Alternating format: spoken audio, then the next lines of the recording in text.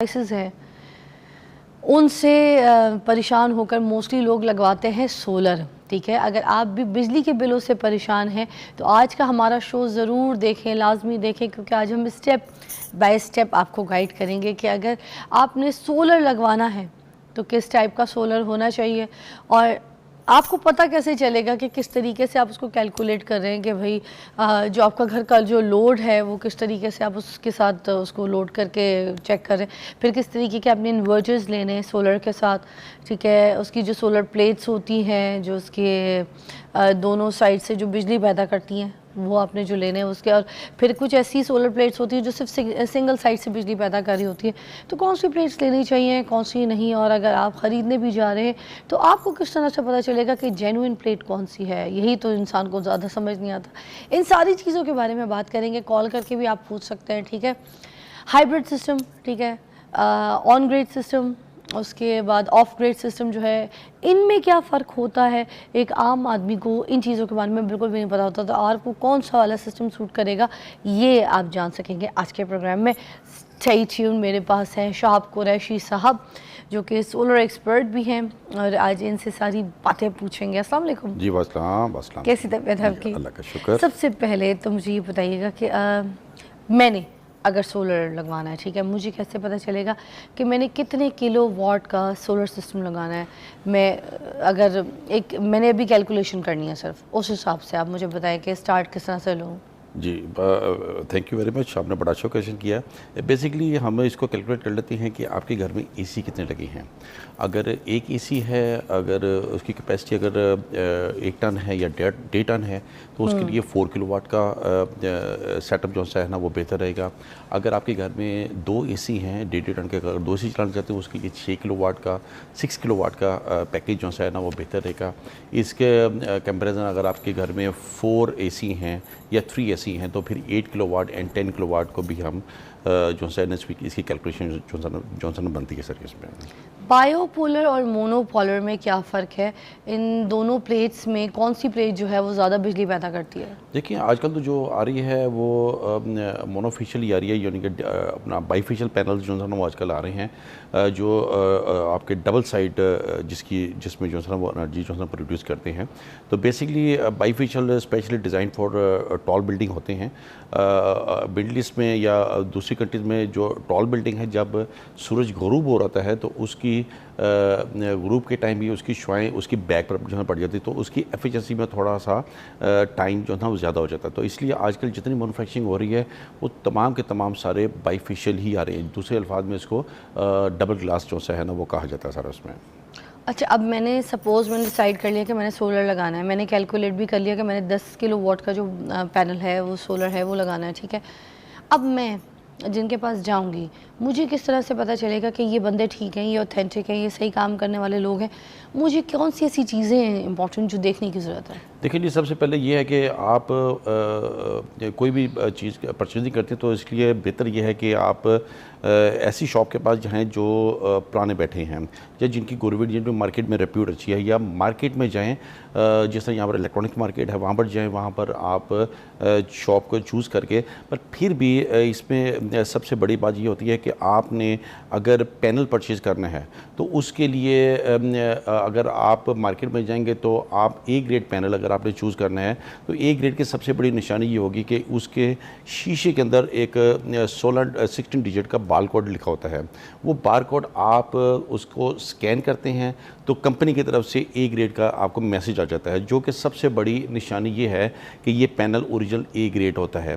तो बाज़ का लोग ये भी कर लेते हैं कि 400 वाट या 350 वाट के पैनल को स्टिकर लगा के 585 या 590 वाट का भी जो था ना वो कर लेते हैं। पर ये तरीकाकार अगर आप इसको अडॉप्ट करेंगे, इसको चेक करने का तरीकाकार सिंपल एप्लीकेशन मोबाइल की एप्लीकेशन में मौजूद है। वहाँ पर 16 डिजिट का कोड लगाएंगे, वहाँ पर विद इन 9 सेकेंड आपको ए ग्रेड का मैसेज आ जाएगा। एक्चुअली कंपनी जितने पैनल्स मैन्युफैक्चरिंग करती है, मतलब एक कंटेनर आता है उसमें अगर 700 के करीब अगर पैनल्स आती हैं तो 700 के बार कोड जो है ना वो अलग अलग होंगे इस तरह। तो ये है कि जब मैन्युफैक्चरिंग हो रही होती है तो इसके शीशे के अंदर बारकोड लिख दिया जाता है, जो कि इसकी ऑथेंटिकेशन की सबसे बड़ा जो है ना वो सबूत है सारा उसमें। उसके अलावा आप इन्वर्टर है, इन्वर्टर बेसिकली कंपनीज़ के इन्वर्टर होते हैं, जिसमें डिफरेंट कंपनीज़ की होती है, उनकी आफ्टर सेल सर्विस भी होती है और बैकअप सपोर्ट भी उनका होता है। तो ये बेसिकली 90% वर्क तो पैनल ने करना होता है। तो उसके अलावा आप इन्वर्टर भी अगर अच्छी कंपनी का लेंगे, अंडर वारंटी लेंगे, और बाकी इक्विपमेंट भी आप अगर एक्सपर्ट से अगर लगवाएंगे तो मेरे नहीं ख्याल में आपके सिस्टम में किसी किस्म की खराबी को प्रॉब्लम वगैरह नहीं सर। इस वाला जो सिस्टम है इसमें लॉसेस कितने होते हैं? जैसे कहते हैं ना 20% लॉस होता है, जी जी, या फिर 25%, कितना होता है लॉस? इसमें हमारी कैलकुलेशन के मुताबिक 30% इसमें लॉसेस जो है ना वो होते हैं।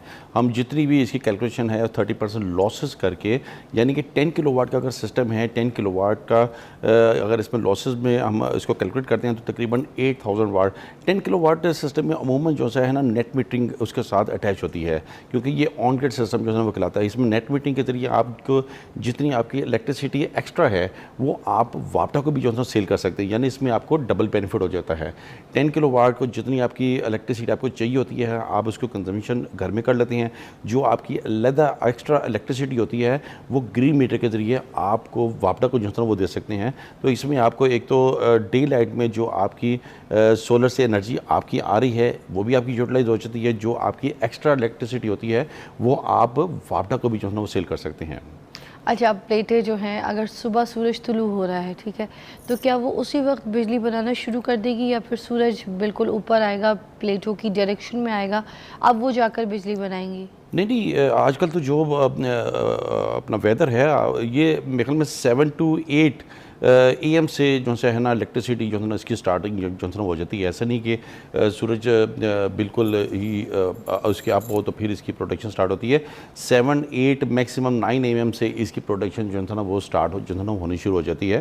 तो जब तक सूरज रहता है तो इसकी एफिशिएंसी आपको जो है ना मिलती रहती है सारी। क्योंकि देखिए सूरज आपसे रकम का तकाजा नहीं कर रहा, सूरज आपको एक free of cost alternative energy जो है ना वो प्रोवाइड करके दे रहा है।